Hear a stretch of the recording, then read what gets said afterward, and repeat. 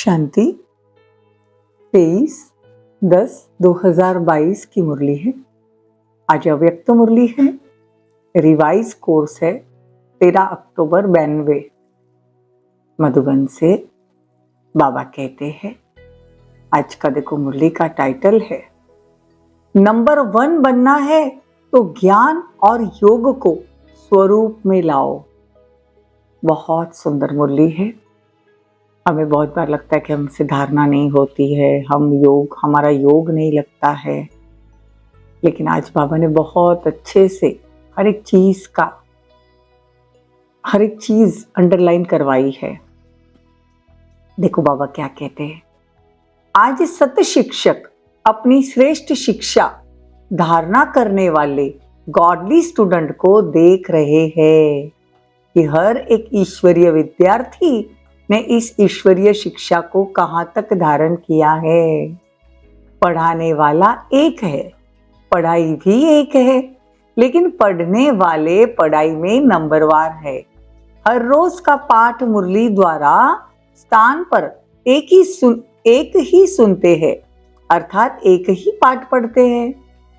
मुरली अर्थात पाठ हर स्थान पर एक ही होता है ना, तो डेट का फर्क हो सकता है, लेकिन मुरली तो वही होती है। फिर भी नंबरवार क्यों है? नंबर किस लिए कम होते हैं?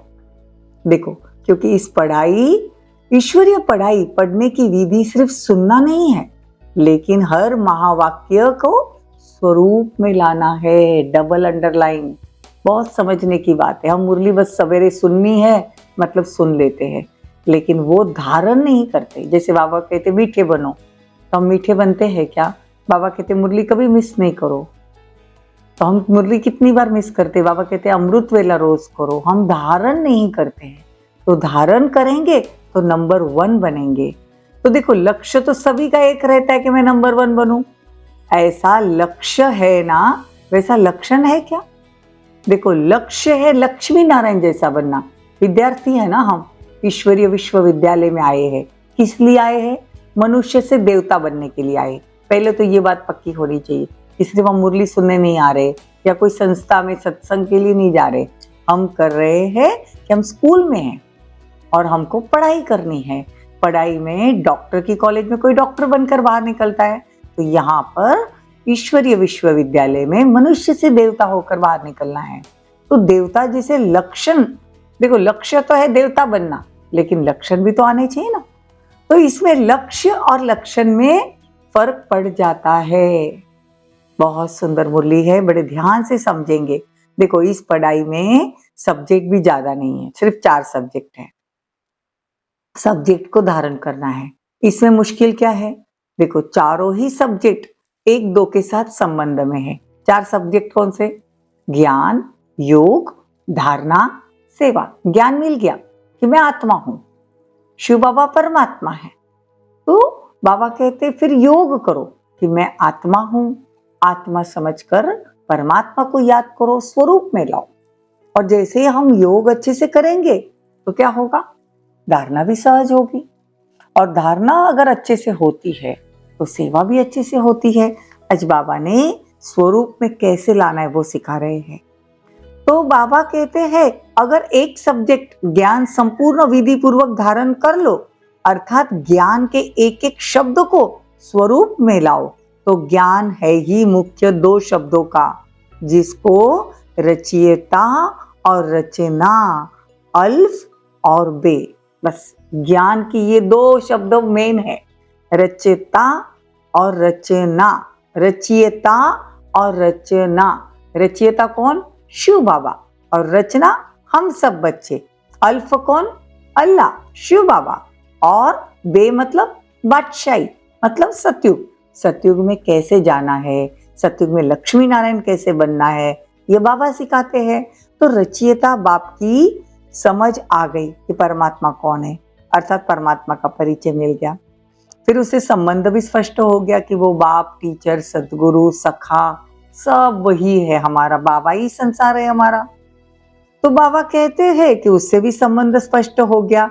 और रचना अर्थात पहली रचना श्रेष्ठ, मैं आत्मा हूं, और दूसरा मुझे आत्मा का इस बेहद की रचना अर्थात बेहद के ड्रामा में क्या पार्ट है। तो सारा ज्ञान सभी को मालूम है, लेकिन श्रेष्ठ आत्मा स्वरूप बन हर समय श्रेष्ठ पाठ बजाना, इसमें कभी याद रहता है, कभी हम भूल जाते हैं। अगर ये दो शब्द याद रहे ना, ज्ञान और योग भी इन दो शब्दों के आधार पर है। ज्ञान से योग का स्वतः ही संबंध है।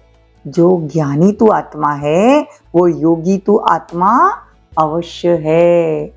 अंडरलाइन, जो ज्ञानी तू आत्मा है तो बाबा कहते हैं वो योगी तू आत्मा तो अवश्य है।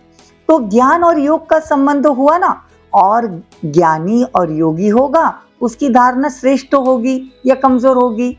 देखो वो स्वतः ही श्रेष्ठ हो जाएगी, सहज ही धारण करेंगे। जो ज्ञानी तू आत्मा योगी तू आत्मा है वो धारणा में कमजोर नहीं हो सकते। तो ज्ञान और योग नहीं है, ज्ञानी है, लेकिन ज्ञानी तू आत्मा वो स्थिति नहीं है। योग लगाने वाले हैं लेकिन योगी जीवन नहीं है। तो जीवन सदा होती है, जीवन नेचुरल होती है। योगी जीवन अर्थात ओरिजिनल नेचर योगी की। ऐसा नहीं कि 2-4 घंटे में आत्मा हूं ये समझ कर बैठ गए, नहीं। बाबा कहते हैं तुम्हारा नेचुरली जीवन होना चाहिए कि मैं श्रेष्ठ आत्मा हूं, मुझे पढ़ाने वाला स्वयं परमात्मा है। तो ज्ञान और योग मूल नेचर बन गए। इसको कहा ही जाता है ज्ञानी जीवन योगी जीवन। तो ज्ञानी तो सभी हो, योगी सभी हो, लेकिन अंतर क्या हो जाता है? एक है ज्ञान सुनने और सुनाने वाले, यथाशक्ति जीवन में लाने वाले। ज्ञान को यथाशक्ति, कि भाई बाबा ने बोला क्रोध नहीं करो तो यथाशक्ति, अगर हमारे से जितना होता है उतना हम क्रोध नहीं करते, बाकी करते ही, लेकिन ज्ञान स्वरूप नहीं बनते। कि बाबा ने ज्ञान में क्या कहा है कि काम क्रोध लोभ मोह अहंकार ये हम ब्राह्मणों में होने ही नहीं चाहिए, हमको देवता बनना है। तो हम ये चीज धारण नहीं करते। दूसरा, ज्ञान और योग को हर समय अपने जीवन को नेचर बनाने वाले होते हैं। जो नहीं बनाते हैं वो कायम नहीं रह सकते, वो अंतर पड़ जाता है। देखो विद्यार्थी तो सभी है, लेकिन यह अंतर होने के कारण नंबरवार हो जाते हैं। ज्ञानी योगी होगी, उसकी धारणा भी नेचुरल होगी और नेचुरल स्वभाव संस्कार धारण स्वरूप में आ जाएंगे। बार बार पुरुषार्थ नहीं करना पड़ेगा, इस गुण को धारण करो, इस गुण को धारण करो, नहीं। देखो पहले फाउंडेशन के समय भी ज्ञान और योग को धारणा को अपनी जीवन बना दी। इसलिए तीनों सब्जेक्ट ऐसी है, आत्मा की स्वतः ही स्वाभाविक अनुभूतियां बन जाती है। तीनों ही सब्जेक्ट का कनेक्शन है ना।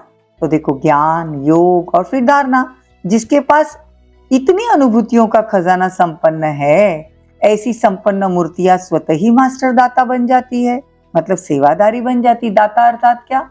सेवादारी, देने वाला। दाता देने के बिना तो रह नहीं सकता ना। दातापन के संस्कार स्वतः ही सेवा का सब्जेक्ट प्रैक्टिकल में सहज करेंगे, सेवा में लग जाएंगे, देने लग जाएंगे, ज्ञान देने लग जाएंगे। तो देखो बाबा आज हमको ज्ञान स्वरूप योग स्वरूप अगर हम बन जाते हैं तो धारणा और सेवा तो स्वतः ही होगी। चलते फिरते बाबा की याद है, मैं आत्मा हूँ, ये ज्ञान है, तो फिर क्या है, से धारणा भी होगी कि मैं आत्मा हूँ और सेवा भी होगी कि मुझे सबको देना है। तो सुनाया ना आज सत्य शिक्षक ने अपने चारों ओर के ईश्वरीय विद्यार्थियों को देख रहे थे। तो बाबा कहते फर्स्ट डिवीजन में अब तुम आ सकते हो, तो चेक करो। अगर बार बार किसी भी बात में स्थिति हमारी ऊपर नीचे हो जाती है, बार बार पुरुषार्थ में हमको मेहनत करनी पड़ रही है, इससे सिद्ध है कि ज्ञान की मूल ज्ञान जो मूल सब्जेक्ट है उसकी दो ही शब्द है, रचयिता और रचना की पढ़ाई को स्वरूप में नहीं लाया। तो देखो बाबा कहते आज तो दीपावली मना रहे हैं ना। तो देखो मनाने का अर्थ क्या है, दीपावली में क्या करते हैं, दीप जगाते ना। तो आजकल तो लाइट लगा लेते, लेकिन लाइट पर कौन आते हैं, परवाने आते हैं। तो परवानों की विशेषता क्या है, वो फिदा हो जाते, रात भर लाइट पर रहते हैं, सवेरे तो जैसे लाइट पर फिदा होकर मरे पड़े रहते हैं। तो दीपावली मनाना अर्थात क्या? बाबा पर फिदा होना। तो बाबा आज हमको ज्ञान स्वरूप, योग स्वरूप कैसे बनना है ये बाबा सिखा रहे हैं। अच्छा, तो बाबा कहते दीपावली की अर्थात मालामाल संपन्न बनने की तुमको बहुत बहुत मुबारक हो। अच्छा, ऐसे सदा जागती ज्योत, सदा स्वयं प्रकाश स्वरूप बन, अनेकों का अंधकार मिटाने वाले सच्चे दीपक, सदा चारों ओर के सब्जेक्ट को सदा साथ साथ जीवन में लाने वाले, सर्व सब्जेक्ट में नंबर 1 के लक्ष्य और लक्षण को लाने वाले, ऐसी तू ज्ञानी तू आत्मा को, दिव्य स्वरूप आत्माएं को, निरंतर सेवाधारी आत्माओं को, विश्व कल्याणकारी आत्माओं को बाप दादा का याद प्यार और नमस्ते। हम रूहानी बच्चों की रूहानी माता पिता बाप दादा को याद प्यार, गुड मॉर्निंग, नमस्ते, थैंक यू, बहुत बहुत शुक्रिया। आज देखो अव्यक्त बाप दादा पर्सनल मुलाकात करते हैं। तो क्या टाइटल है? खुश नसीब वो है जिसके चेहरे और चलन से सदा खुशी की झलक दिखाई दे। सभी अपने को सदा खुश नसीब आत्माएं समझते हो? बाबा पूछ रहे पर्सनल मुलाकात में।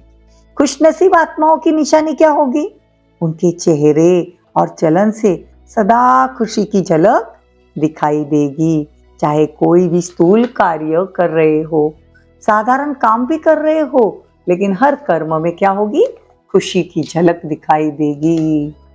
इसको कहते निरंतर खुशी में मन नाचता रहे। ऐसे सदा रहते हो? बाबा पूछते हैं। देखो अपना खजाना सदा साथ रहेगा ना, तो या कभी रहेगा कभी नहीं, ऐसा तो नहीं है ना। खुशी का खजाना साथ हो। वो खजाना आंखों से दिखाई देता है। अगर स्थूल चीज अपनी कोई रहती है ना, तो वो खजाना आंखों से दिखाई देता है, लेकिन ये खजाना आंखों से नहीं दिखाई देता, दिल से अनुभव कर सकते खुशी का। तो अनुभव वाली बात कभी भूलती है क्या? अगर मुझे कोई बात का अनुभव हो गया तो मैं जिंदगी भर नहीं भूल सकती। तो सदा स्मृति में रखो कि हम खुशी के खजाने के मालिक है। जितना खजाना याद रहेगा उतना नशा रहेगा। तो यह रूहानी नशा औरों को भी अनुभव कराएगा, और उनके पास कुछ तो है ना, ये अनुभव करा रहे, उनको लगेगा इनके पास कुछ है, तभी तो इतना खुश रहते हैं।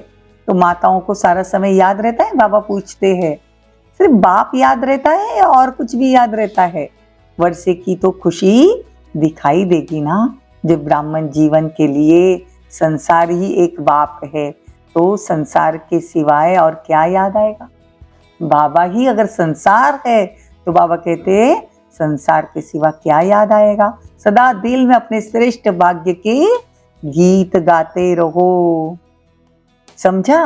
कुछ भी चला जाए लेकिन खुशी न जाए, किसी भी रूप में माया आए लेकिन खुशी न जाए, ऐसी खुशी में रहने वाले सदा खुश नसीब भवो।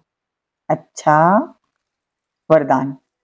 उमंग उत्साह के आधार पर सदा उड़ती कला का अनुभव करने वाले हिम्मतवान भवो।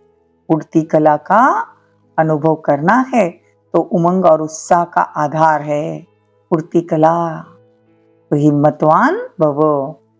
उड़ती कला का अनुभव करने के लिए हिम्मत और उमंग उत्साह के पंख चाहिए। देखो अगर हमको उड़ना है, खुश रहना है, हल्का रहना है, तो हिम्मत चाहिए, साथ में उमंग उत्साह के पंख चाहिए। कोई भी साधारण कर्म भी कर रहे लेकिन उमंग उत्साह नहीं है तो वो कर्म में मजा नहीं आता, दिल नाचता नहीं है, दिल उड़ता नहीं है। किसी भी कार्य में सफलता प्राप्त करने के लिए उमंग उत्साह बहुत जरूरी है। किसी भी कार्य में, साधारण कार्य भी कर रहे लेकिन अगर उमंग उत्साह से नहीं कर रहे तो सफलता नहीं मिलेगी, बार बार वो काम करना पड़ेगा, असफलता होगी। तो अगर उमंग उत्साह नहीं तो कार्य सफल नहीं हो सकता, क्योंकि उमंग उत्साह नहीं तो थकावट होगी, और थका हुआ कभी सफल नहीं हो सकता। इसीलिए हिम्मतवान बन, उमंग उत्साह के आधार पर उड़ते रहो तो मंजिल पर पहुंच जाएंगे। स्लोगन, दुआएं दो दुआएं लो, यही श्रेष्ठ पुरुषार्थ है। ओम शांति। ओम शांति।